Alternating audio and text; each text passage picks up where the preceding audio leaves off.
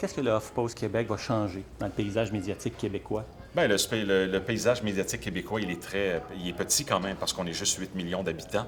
C'est un milieu de qualité, mais il n'y a pas beaucoup de joueurs. Il y a uniquement les gros joueurs dans le web. C'est Canoë, Cyberpresse puis Radio-Canada qui produisent vraiment du contenu.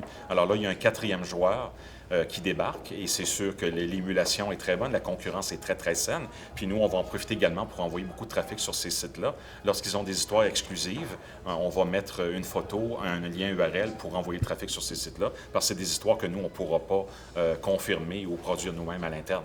Pour le moment, on sait déjà que le Huffington Post Canada, c'est consulté par 268 000 visiteurs uniques par mois qui viennent du Québec.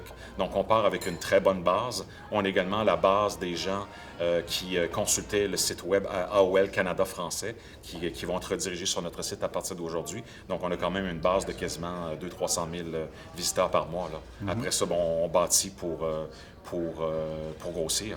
OK. Très, très rapidement. Là. Puis les revenus publicitaires sont vraiment au rendez-vous. Comme le disait un des patrons tout à l'heure, il y a comme eu un line-up d'annonceurs pour le lancement et ça se matérialise également pour les prochaines semaines. On pense vraiment qu'on va être capable d'aller chercher des très grosses parts de marché dans les prochaines semaines, les prochains mois et la prochaine année. On veut des résultats très rapides d'ici un an.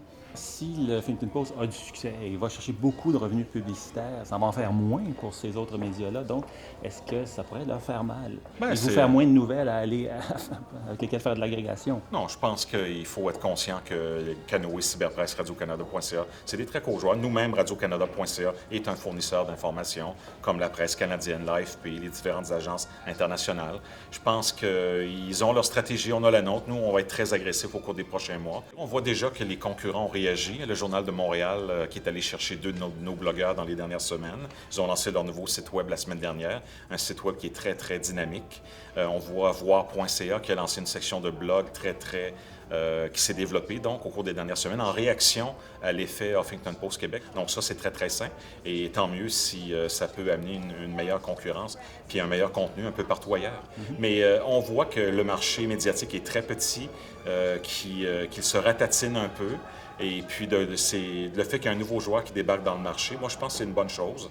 Création d'emplois, de la concurrence, de l'émulation, des histoires que les autres n'auront pas, que nous, on va avoir, et vice-versa. Eux aussi ont des exclusivités. Moi, je pense que c'est une très bonne chose pour tout le monde. Tout le monde est gagnant au bout du compte.